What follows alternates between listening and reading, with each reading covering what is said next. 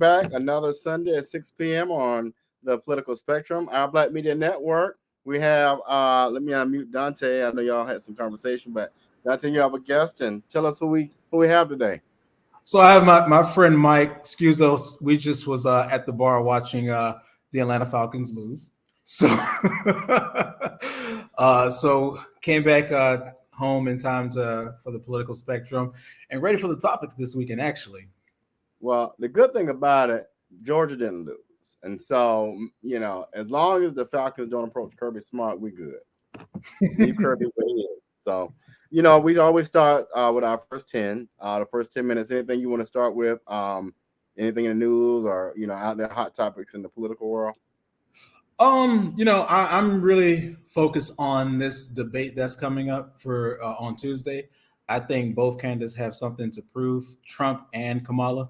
No matter which party tries to spin it, Trump has to show that he can stay on message, and Kamala has to show that she can be an effective leader and not just ride off Biden's coattails. So they both have something each to prove. Another segue that I do want to talk about, I think the Justice Department investigation into this Russian Russian case of how they are trying to persuade people to vote a certain way in our election. I think that argument is tired, and they really need to stop. Who's trying to produce this? Russia and a lot of other actors have always tried to interfere in our election.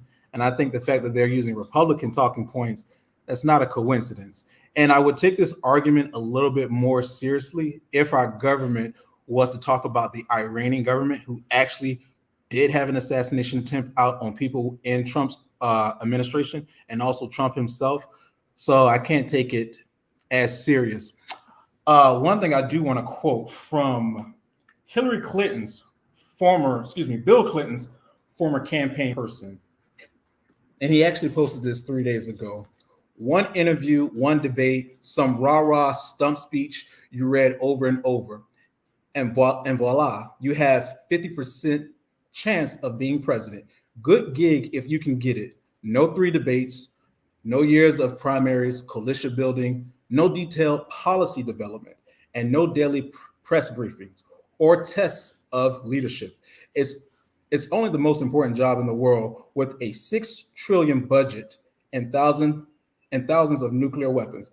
The right thing would be 3 debates, real detailed policy briefings, and full availability to answer questions so the electorate could vote on an informed basis. That's what real democracy is. And then the last thing that I'll end on is Liz Cheney and Dick Cheney endorsed Kamala Harris. And you know what? Actually, I'm happy they did that. The Republican Party don't want them anyway. We moved past that Bush era, and the Democrats can keep the person that they call Darth Vader for many years. Well, I think y'all need him. He's only the most wisest. Honestly, after McCain passed away, Dick Cheney honestly is y'all granddaddy. So if granddaddy ain't on board, I don't know what y'all gonna do at the cookout. But I want to bring this up real quick. I want to give a shout out to Nikki Haley. She did an interview this morning with CBS Morning News, and she's staying true to form, despite the fact that, she and Trump have had her differences. I must get my head off with Nikki Haley, and I'll tell you all why I like her. She's always been a person that stands on her own, and she doesn't sway with the wind. And so I really wish you all had the common sense to have picked her and not a felon. But, we won't go there. But November 7th, or whenever the sentencing date is, I don't want you all out here tearing up the Capitol again. It's actually November 26th, if I believe. Go ahead, Mike. Yeah, after his loss. But go ahead, brother. Nikki Haley is one of the biggest flip-flopping politicians that I've ever known. She does whatever the political environment tells her to do, which is why she endorsed Donald Trump after saying she never would several times. She just does whatever the wind tells her to do, whatever floats her boat for the moment. If Donald Trump wasn't the nominee, she'd be kissing the ring of whoever was the nominee. She definitely wasn't going to be it, based off of how often she flip-flops. I just thought that was ingenious that you like her for that. Someone that can just change their mind at will. I don't admire that kind of person, but Well, he's I'll voting be for Harris. Well, I mean, at least we have the Well, I'll be foresight. honest with Who's you. elected. If it means me being on cabinet or me sitting home, I mean, it's a check versus. So I mean, the maths. All right, y'all. We're gonna. Mind you, me and Dante had this conversation earlier. The most powerful vice president in the history of our national politics was Dick Cheney, and for him to side with his daughter, and I don't think he was just siding with his daughter. I think he was siding with democracy by saying you can't have someone that tried to overthrow the government back in power, and for the Republicans to now have the Cheneys, the Bushes, the Reagans, and every figure before Donald Trump come out against him. What does that say about the Republican Party? It's not the Republican Party anymore. It's the Donald Trump Party. It's the MAGA Party at this point. So the Republican Party, as we know it, doesn't exist. This is the party of Donald Trump. Well, and I will offer this because I'm a person that kind of sees both sides. That's like people saying it's the Obama Party. It's no longer the Democratic Party. But we're going to transition real quick, y'all. Let me. Clinton, how you doing? Really quick, y'all. Do introductions real quick, and then we will shift to our first clip. But Dante has a guest with us. This is Clinton, and we'll go from there. Do intros, Dante. Clinton, this is Mike. Mike, this is Clinton. Clinton is our libertarian on the call, so he and I be ganging up on Bobby all the time. These two haze me on a daily basis. I'm tired of it. All right, here we go. We're going to play the first clip. To the rescue. Thank you, brother. Thank you. We're going to play this really quick. All right. There's a mass shooting in the U.S. every time you look at the news. The fact is, America has more mass shootings than any other high-income country in the world, and that number is rising. The FBI tracks mass shootings where 4 or more people are killed. Looking back over time, you can see that the number of these events and the fatalities have risen dramatically. And this decade is on track to follow that trend. So what is happening? There's a range of complex factors that lead to mass shootings, and each incident has its own unique set of circumstances. But one undeniable fact is that there are more civilian-owned guns per person here in the US than anywhere else in the world. In fact, when you break down the number of firearms in the US, it comes down to more than 1 gun per person. And that number is also climbing. During the uncertainty of the pandemic, about 1 in 5 American households reported purchasing a gun. That means that now, almost half of all American adults live in a house with a gun. For most gun owners in the US, firearms are not just a constitutional right, they're also a way to protect themselves. So what is being done to reduce mass shootings?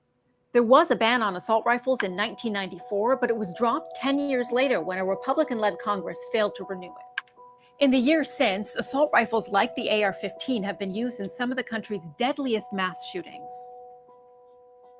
From Sandy Hook in 2012 to Parkland in 2018 and Uvalde in 2022. After each tragedy, there are calls to action around mental health and guns. Some want to limit access to guns, others to arm more Americans for self-defense. And what we see time and again is that after a mass shooting, when politicians push for gun control, it actually causes gun and ammunition sales to spike. Your mic.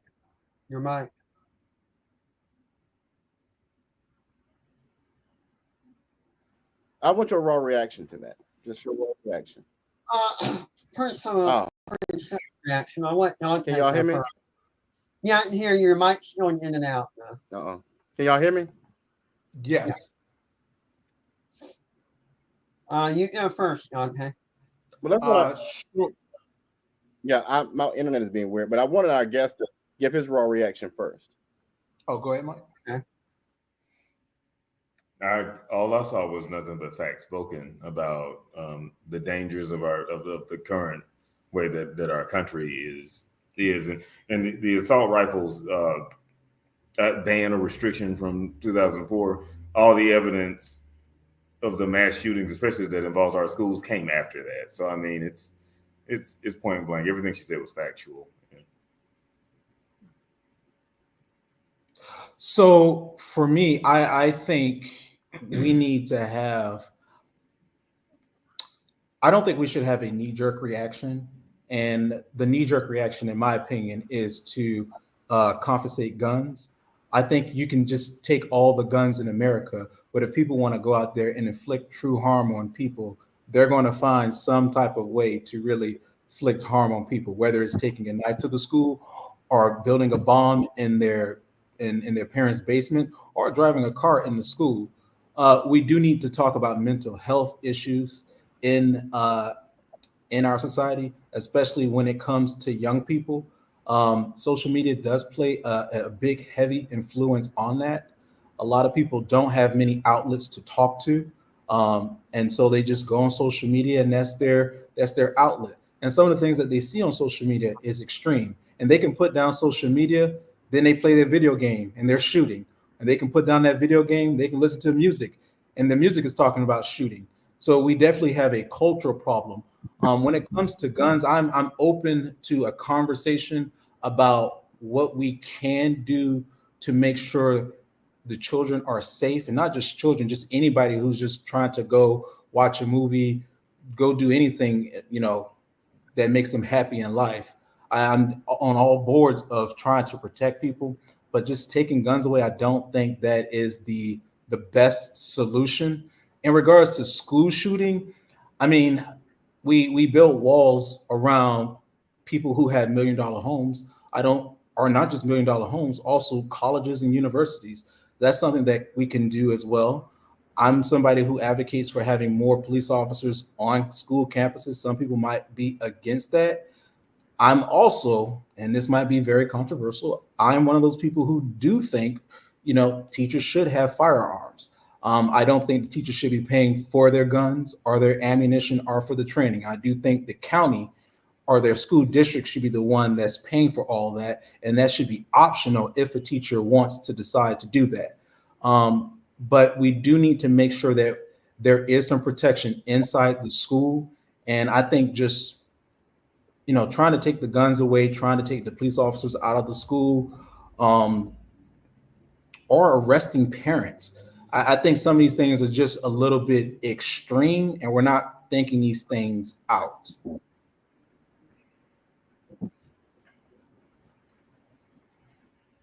That's all I have to say, Clint. Okay. I disagree with some of those facts. The United States is not the largest, gun ownership country. That's a myth.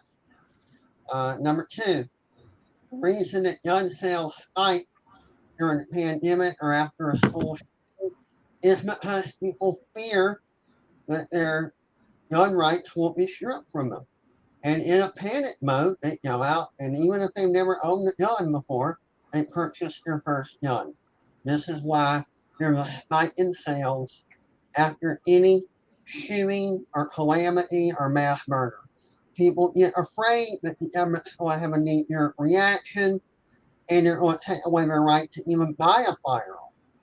The reason firearms are so ingrained into our culture, we forget that before there was the United States of America, when we were a bunch of slave-owning coloners that pretty much murdered each other on a whim, the only protection we had was a gun, but citizens were only allowed to own a gun if they were military or ex-military. And because of that, the British Army could come in and do whatever they wanted to you because you had no gun. You couldn't stop them from breaking in your home, killing your children, robbing you, nothing. That's why we have search warrants. That's why we have gun ownership, because it was to keep us, when we formulated the United States, from ever becoming a victim of our law enforcement or our military. We will at least have a fighting chance. Not a guarantee, but a fighting chance. I think the reason that we're ignoring a lot of the school shooting is the FBI knows about a lot of these situations before they occur. But a lot of times, they'll purposely do nothing, especially during the election season. Because if something bad happens during election season, that's more money for the FBI in tax revenue. And that's more gun regulations, which means the FBI, the police, many other agencies can take your guns away and they get more funding for doing it. Then there's the underground markets. Once guns are confiscated, where do they go? Who sells them? Who makes the profit? We had a gun buyback right here in Savannah not so long ago. Where those guns go? Who sold them? Who made the money? I'm pretty sure they didn't melt them down and destroy them. So what happened to them? They became jewelry. Somebody sold them, somebody made money, and we never hear about it. All this is based on fear. Another thing, the pharmaceutical agency needs to take some accountability. There are a lot of people under 18 abusing prescribed pharmaceuticals. Mm-hmm. What happens when you have drugs that are not supposed to be in your system flowing through your bloodstream and you're a teenager? You're not going to act like you're in your right mind. You're going to harm someone or yourself. And we are not taking any agency in any of that. Also, there's the breakdown of the nuclear family. There's the breakdown of church. There's the breakdown of neighbors being curious about one another.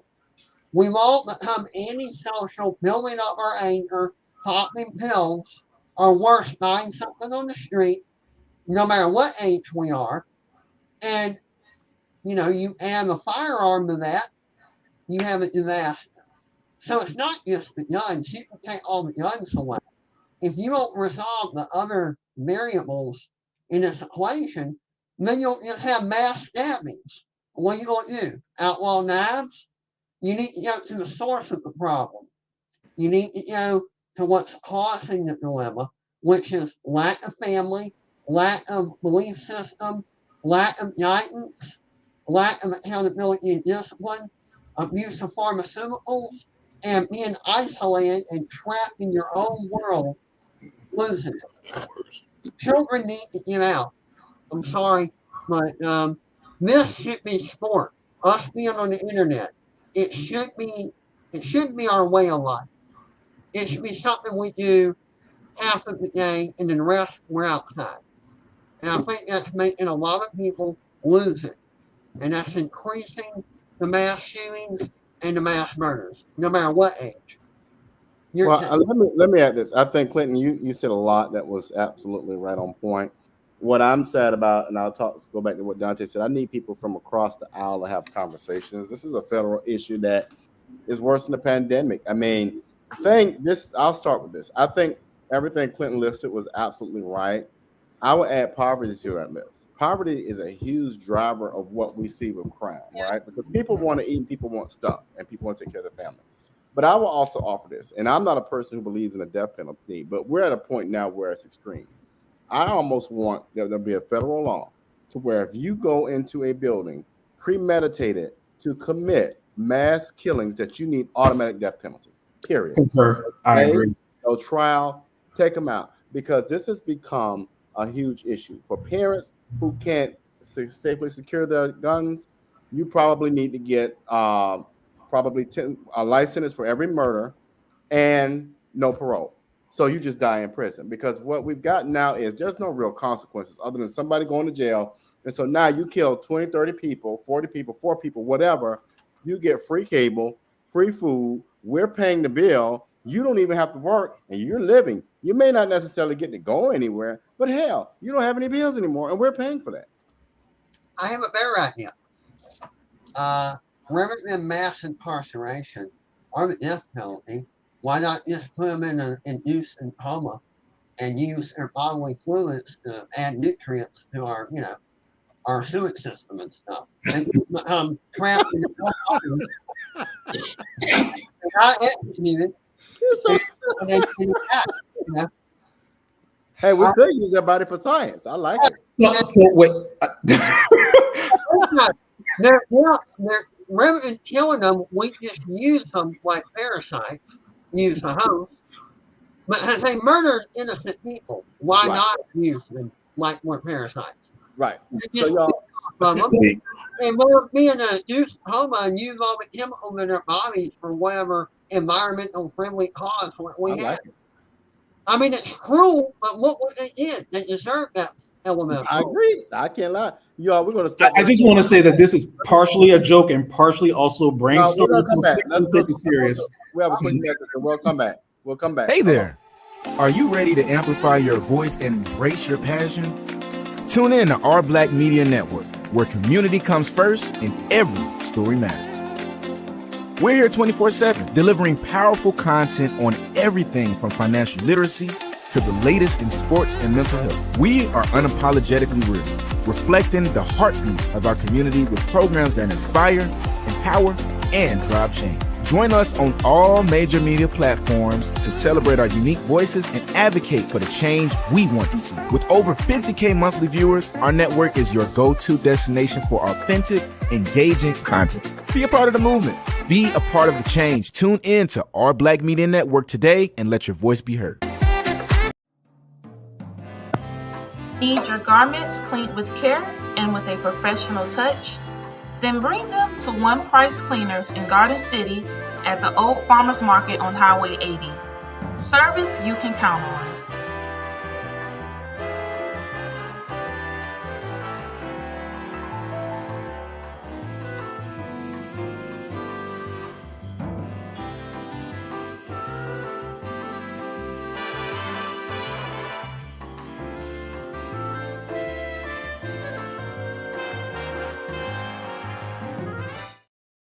All right, y'all. Let me get this video queued up, and we're going to keep on that last subject. But I also wanted to hit this video for us as we talk about the Second Amendment. Gun ownership has been intertwined with the identity of America since the settlement of the 13 colonies. The Second Amendment to the U.S. Constitution guarantees Americans' right to keep and bear arms. But this simple phrase has led to decades of debate around gun control legislation and limitations on gun ownership, arguments that have gone all the way up to the Supreme Court. But to understand why the Second Amendment has provoked so much debate, we have to go back to the earliest days of the United States. At the time the Founding Fathers began drafting the Constitution, there were two major political groups, the Federalists and the Anti-Federalists. Federalists believed in a strong central government. The Anti-Federalists, fearing monarchy and tyranny, favored strong state governments. This debate also spread to the young country's military.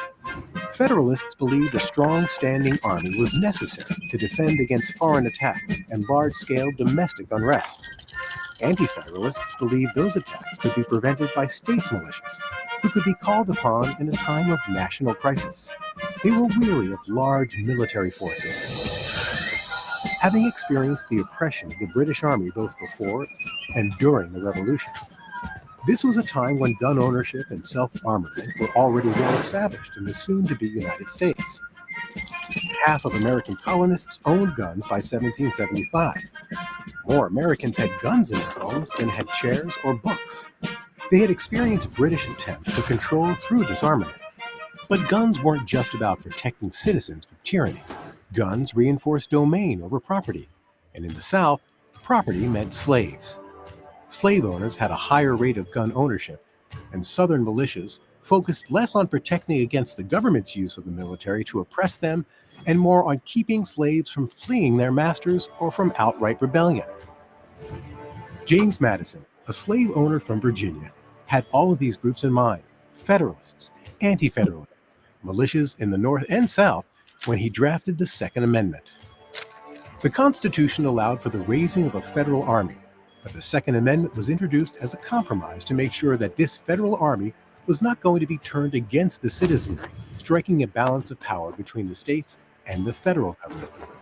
At the time, the Second Amendment was not primarily seen as an individual's right to bear arms for their own protection, but rather, as the writings of colonial thinkers like Noah Webster and Alexander Hamilton suggest, it was about enabling citizens to be part of a collective militia that would avert the use of the nation's military at home.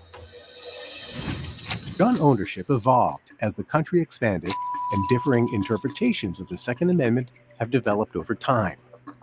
The Supreme Court has heard many cases involving the Second Amendment, but never established gun ownership as a personal right outside of the context of some sort of military service. That is, until 2008, with the case of the District of Columbia v. Heller. Dick Heller was a DC cop who applied for permission to keep his sidearm at home, but because the city had enacted a handgun ban, his permit was denied. The court ruled in favor of Heller that the DC handgun ban was in violation of the Second Amendment. In his majority opinion, Justice Antonin Scalia wrote that the Second Amendment guaranteed an individual right to possess and carry weapons in case of confrontation. The court did acknowledge some limits, such as firearm possession by felons or in places such as schools or government buildings. This was considered a departure from legal precedent, which had largely derived people's right to bear arms in the context of a militia. The Heller decision was a huge moment in the gun rights debate, as gun violence continues to plague the nation. Some believe that an armed citizenry is safer. Others believe more guns directly lead to more violence. However you see the issue, most can agree that debate surrounding the Second Amendment will continue to rage on. So I know Dante was like, the last comment Clinton made was half joke, half truth, but I think it was more truth than joke. But also, let's talk through that and this video. But I'm one who believes that, as the debate continues, I agree that guns don't kill people, but I also agree that we don't have common sense conversations around it. I do think that the NRA needs to be pulled out of the conversation. I do believe that NRA does not need to be giving money to candidates, but we can't control that. But we do need people, whether you're getting funding from the NRA or from anybody that's in that conversation, that you need to have a whole lot of conversation on the issue. Well, we need to remember the NRA is nothing but a lobbyist group, and any American can establish an anti-gun lobbyist group and fund their candidate if they want to. So that's how you defeat that. Just give another lobbyist group that's anti-gun to financially support candidates that they want to support. But you can't really control lobbyist group, and they're going to throw money anywhere they think it'll be effective to get their agenda across, just like any special interest group. As far as the incarceration, I do have an exception. I think if a murder takes place, even a mass murder, and it's someone 14, 15, under 18, I think they should get to a mental institution. But they're not an adult. Yes, they murdered a lot of people, but come on, they're a child, and for a child to do that, I know a teenager, they don't like hearing this, but technically you're a child. And if you murder people like that, you belong in a mental institution, not a prison. And then any violation, once they're released from the mental institution, which I think should be 25, you go straight to prison for life. I'm sorry, but you already murdered a bunch of people. The only reason you were thrown in the institution was because you were under 18. You hurt one more person, you go to prison next time because you're an adult and you go for life. Period. As far as my idea of induced coma, that's simply to save money. That way you don't have to spend all that money on food. You don't have to spend all that money on toiletries, a catheter, an IV, a colostomy system, remember that colostomy bag? The joke works. They're trapped in their own body until they die, and then you cremate them. And then they become fertilizer. Yeah, you save money.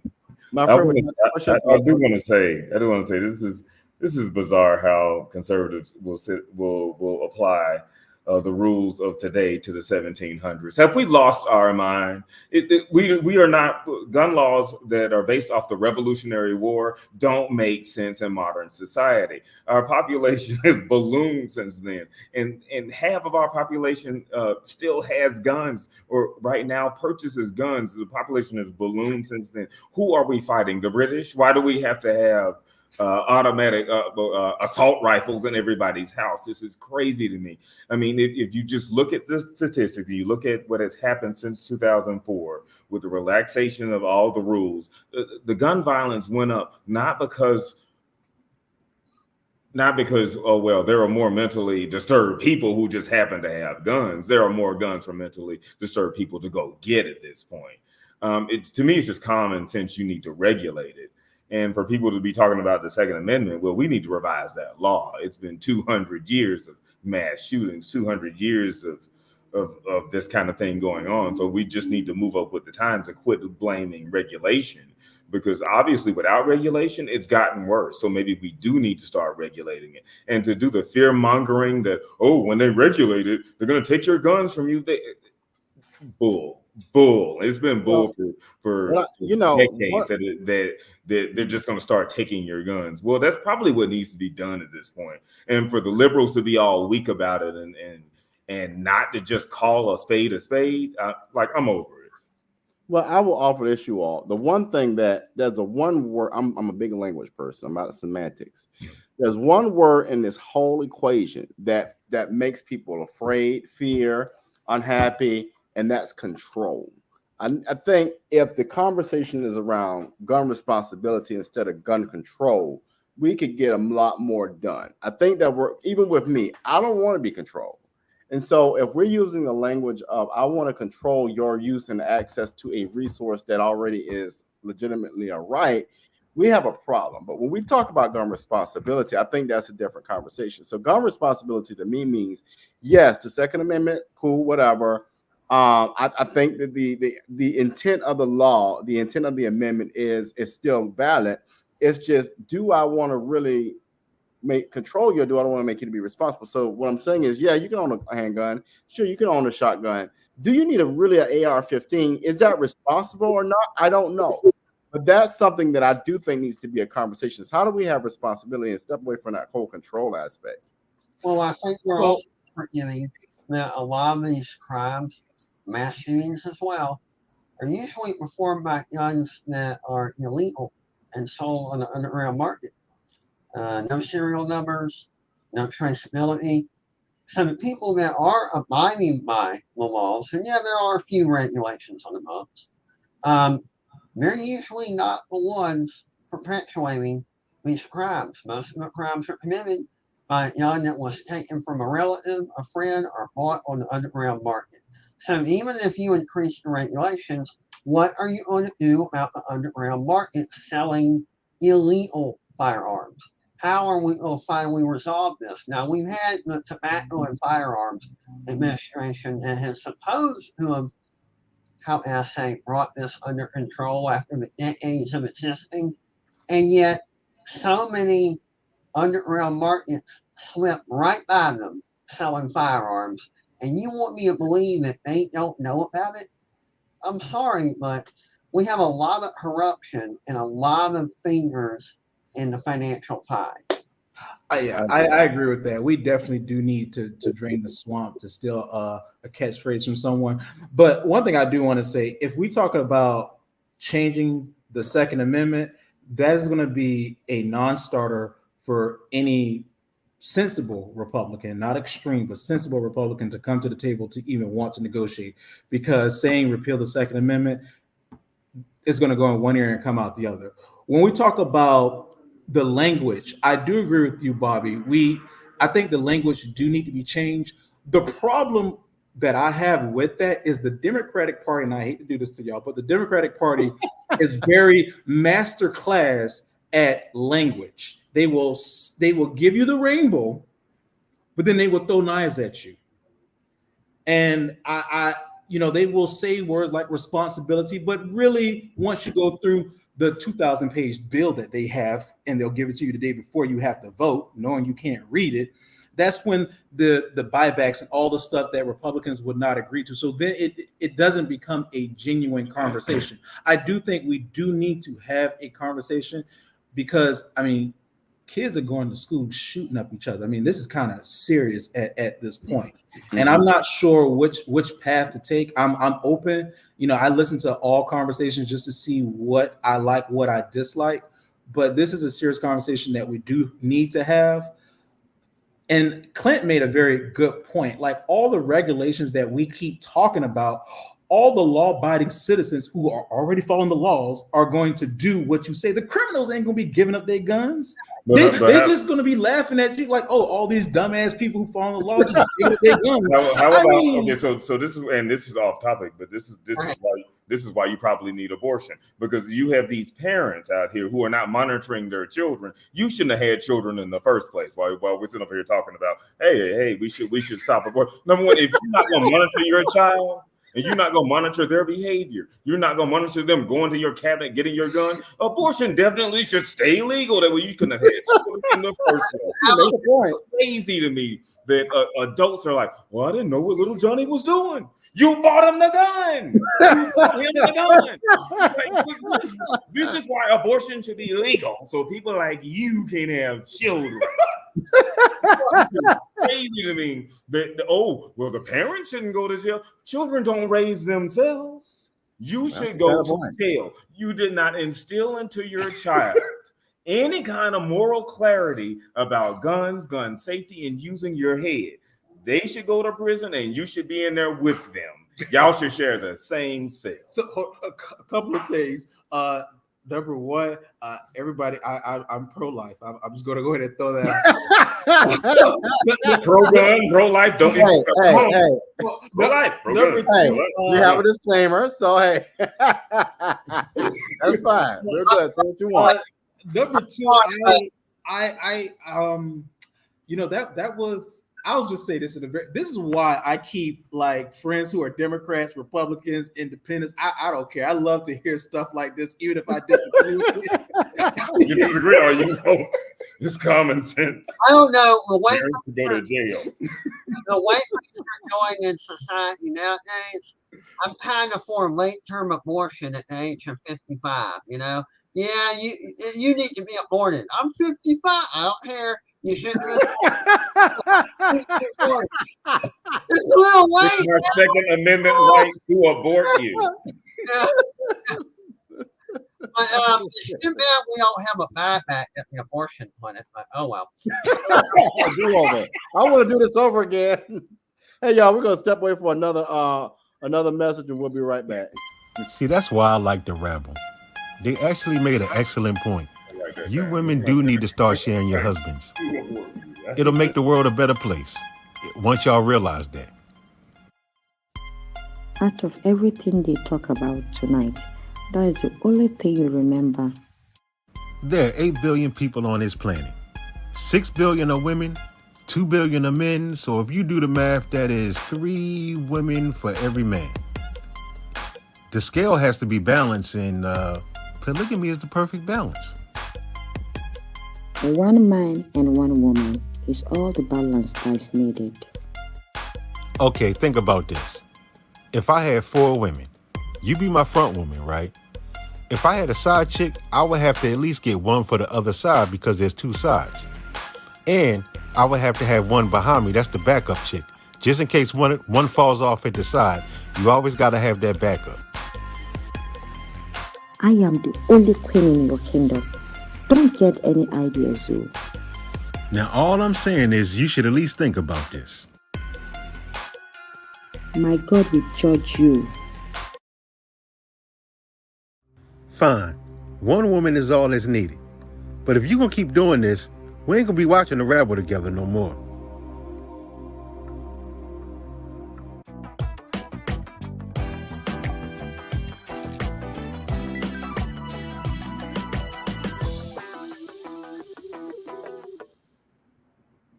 Looks like whoever made that commercial may need to be aborted because that was a lot. But anyway, we're back. We're talking. Can I say one thing about I don't know if I said this earlier, but I am like really on the fence about throwing parents in jail about the acts that their children do. And while I think it definitely needs to be applied to what happened here in Georgia, there's no question that parent should not be charged for giving his son the ammunition after speaking to law enforcement. So I think that holds some weight there. The other incident, I apologize, I forgot what state it was, where the parents just missed signs. We as society, again, don't need to go to the knee-jerk reactions, because the only thing you need is some creative attorney later down the line to start using that same law to start locking up parents whose children are in gangs. and start saying, well, the parent should have been watching out or paying attention or being a responsible parent. Like, we have to be very mindful of some of these laws that we are trying to say, oh, let's create this law, not think of the long-term implication that might come along with it. So I definitely think we should have a conversation on how we should hold the parents accountable, but the whole let's just throw the parents in jail because their son is Gothic or daughter is Gothic and they decide to go do something terrible. Like, we have to be mindful of stuff like that. I think we need to leave more autonomy to the actual judge. We can't keep making a law for every little detail in deciding these cases. We need to basically give some trust in the elected judges and make sure the judges are wise enough to take into account each different situation. If we try to make a law for every different situation, all we have is a convoluted red tape mess. You know, at some point, you're going to have to defer some judgment to the judge. I know people don't like that, but it can't depend on everything being detailed in the law on every situation. That's too much red tape. At some point, you need the human factor and the judgment based upon the situations. And in some situations, I do think the parents should go to jail, but it's only dependent on the situation. And we should leave that up to the judge in each state that's elected, of course. Well, and I'll offer this too. I think you got to look at this stuff case by case, and you all have both said that. Yeah, in this particular case here, again, it goes back to being responsible. And Dante, you gave the Democrats too much credit earlier. They are not good at wordsmithing. They're because they're the ones who all of us are the ones who are using this gun control. A responsible parent can have 100 guns, but responsibility means locking them up, educating your kids, saying the consequences, and just having a whole conversation. I'll give a great example. I have two younger cousins. One is 8, another one I think is 10. They were playing Grand Theft Auto, and I sat them down and said, I'm going to let you play this game, but what you hear and what you see and what you do on this game, you better not take it anywhere else because your ass going to jail. Bottom line, they'll tell you I told them that. I said, you don't go to school cussing, the game said the game. But if you're not having responsible conversations and you got these guns, and like in this case, the daddy knew the guns were unlocked, your ass need to go to jail. Yeah, that's common. I mean, being negligent. But are you trying to tell me I can't get in my car and run over people for free points at me? Because I wasn't aware of that. You could. You can. You can do all of that. When you say we have too many laws, apparently we don't have enough laws. If people are not, I mean, do we need to? And I get people are like, well, you know what, the Constitution is thick enough. But do we have to be more detailed? Probably, because common sense isn't common sense. Maybe we should be more detailed. Oh, by the way, go back to the Second Amendment. Let's add an amendment to that and be like, well, what do you call it? Is that an amendment to an amendment? What do you call it? I guess that would be, right? I mean, a supplement. A supplement? Okay. Now I have to go back to civics class on me. But you make it even more specific about gun ownership when it comes to your children, to progeny, and say, well, if someone under this age is found guilty of a crime, you could be subject to ... I mean, because at this point, it's like case by case. It almost needs to be blanket because so many parents in the news media knew something about their child, knew something. Well, they had this conversation and they kind of overlooked it. That kind of thing going on. No, you need to be in jail right along with your child at this point because you. In those situations, yes, I agree with you. And it's not that we don't have enough laws. Our problem is we're not enforcing the laws that are on the books. That's why a lot of the things are occurring. We're ignoring them, or worse, we're ignorant and don't even know certain laws exist. So, police officers, agencies of all types, state and federal, need to know the laws and they need to start enforcing them rather than looking away. You remember Ruby Ridge? That incident with Ruby Ridge? It turned out that a family were gun collectors, and it was part of the red flag laws when they were in their infancy. And they assumed that it was something nefarious went with a gun collector that sold guns by the masses to other antique collectors, unique guns. They raided their property, and there were signs everywhere, no trespassing, you'll be shot. They ignored it, did not bring a search warrant or nothing, and it turned into a shootout. Most people's rights were violated. They were not a danger. That's the bad thing about a red flag law. It can be misinterpreted or misused, where all parties get hurt, the FBI and the assailant.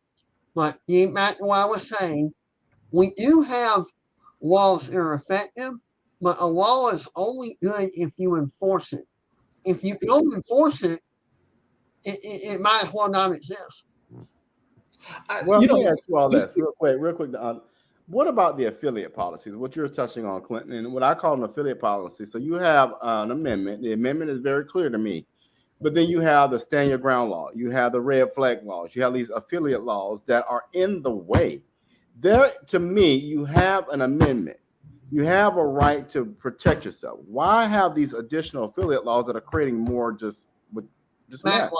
Yeah. But you have people crisscrossing their messages and not really communicating with each other. And when they either write these amendments and these affiliate laws, the right hand doesn't know what the left hand's doing. Not at all. More red tape, more bureaucratic confusion. And then when people like police officers or agents have to learn these laws and interpret them, half the time they're confused and don't even know which, law to enforce. So we're going from state to federal, I assume that's what you mean. Well, even yeah, that's just like you said, the right and the left hand don't know what's going on. I'll use this example. What you saw with the Ahmaud Arbery and then the Trayvon Martin case, those are the two that just highlight the foolishness with the stand your ground law. And in both cases, there was a murder. But in one case, one guy was like, you know what? I was afraid. And here's the audio to prove I was afraid. No, you murdered him. But because you have a law that steps aside from the Second Amendment, we now have a conflict. Because the Second Amendment, and there are other laws that say you have the right to defend yourself, but you don't have the right to incite foolishness and independence. So when it comes to the stand your ground law, each of those cases are definitely different. I can't remember the lady or the state that she was in, but there was a black lady who used the stand your ground law and it worked in her favor. So everything is always case by case. Me personally, I do like the stand your ground law, especially as someone who was raised by a single parent, and some of my friends who did not grow up in the best area, who police officers took 30 minutes or an hour just to come to a call. So those people, I think about people like that who needs protection immediately, and they don't have that readily available for them. So that when I think about stand your ground law, God rest Trayvon and Ahmaud Arbery, but I'm thinking more of the single mother or the guy who's just moved out and he's living on his own, or the people who stay in a community that's filled with crime and drugs. That's what I think about when you stand your ground law. That's to me personally. When we talk about state laws, I think New York and Illinois have gun laws, state laws. And I mean, if you look at both of those states, ain't doing so well. No. All the laws that you can create is still not going to change the root cause of the problem. And really, that's Republicans and Democrats' problem. Right. Nobody's really trying to talk about the root cause. We keep all trying to talk about, we're trying to get, points on the board, trying to score a political point. Right. You have underground markets selling weapons to states that have these high regulations. Can we also add that the government is participating? Yeah. The CIA is participating in this? Money. Yeah. You hit on a very good point. The government knows that this is going on, but the government gets informants, and this is not a conspiracy theory. The government gets informants involved in this stuff, and they track it, and they let these things play out, just like how Clint said. They let them play out how they're supposed to, or whichever way, and then they sit back and they react to the aftermath. The United States government is the most powerful government nation on this planet. We know a lot of things before they happen, and we just sit back. Well, I'll take that back. The CIA knows a lot of things before it happens. The problem is we create too many government agencies, and there's a lot of bad players in some of these agencies, and they're collecting money and they're gaining control, and it's all about keeping all of us in the dark so they can control us and so they can make money off of us and our misery. I think we shouldn't have created Homeland Security. We should have busted the FBI and the CIA for not doing their job and not correlating and working together. But instead, we created another agency and called it the Homeland Security. But that was the main reason for that, though, because they didn't work together. And the Homeland Security Agency was to get them to work together. Now, you don't create a third department to correct the two different departments that are not doing their job unless you will wipe out the two departments and replace them with that one department.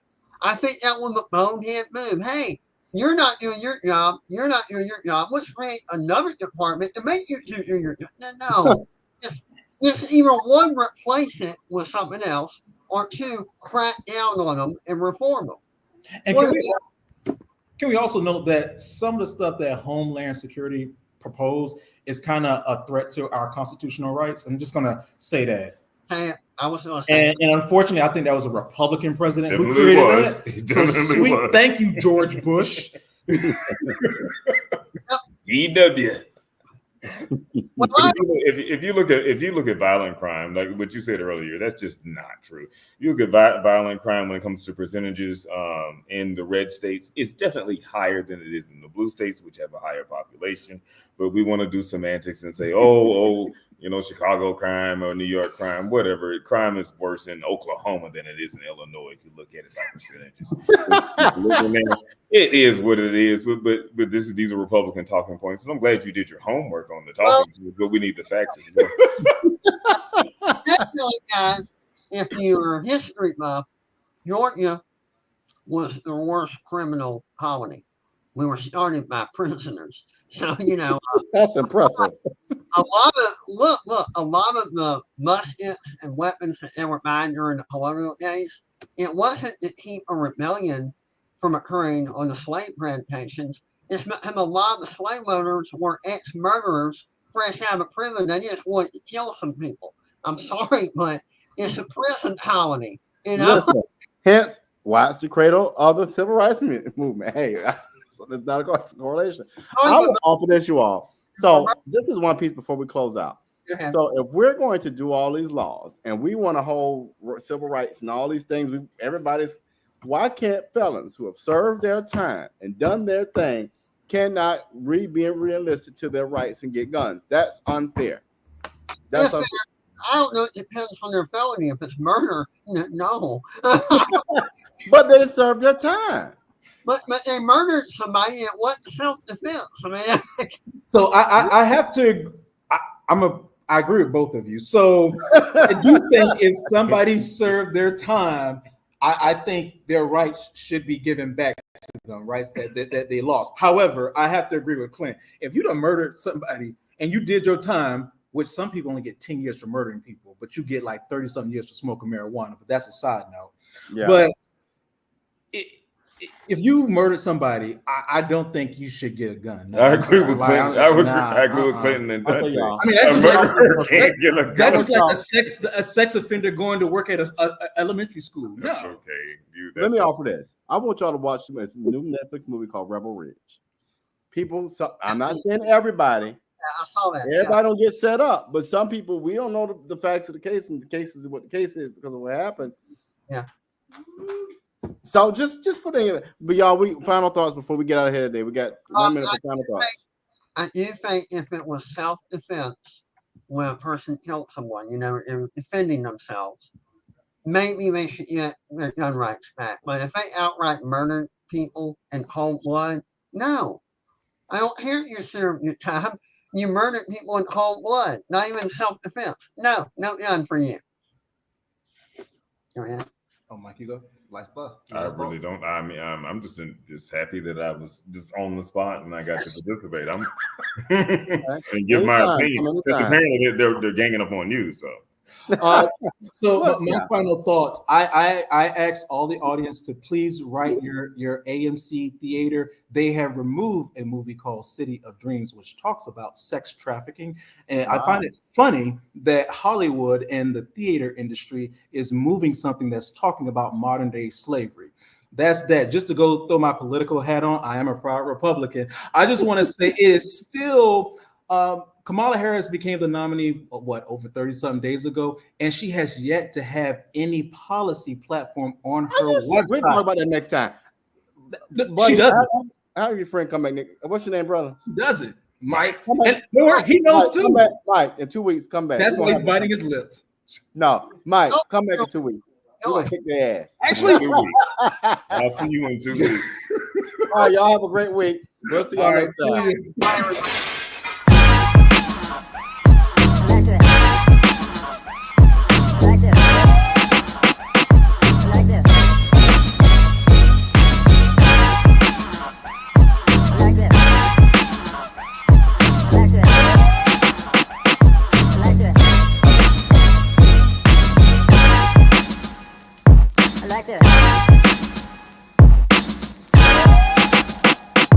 Like this.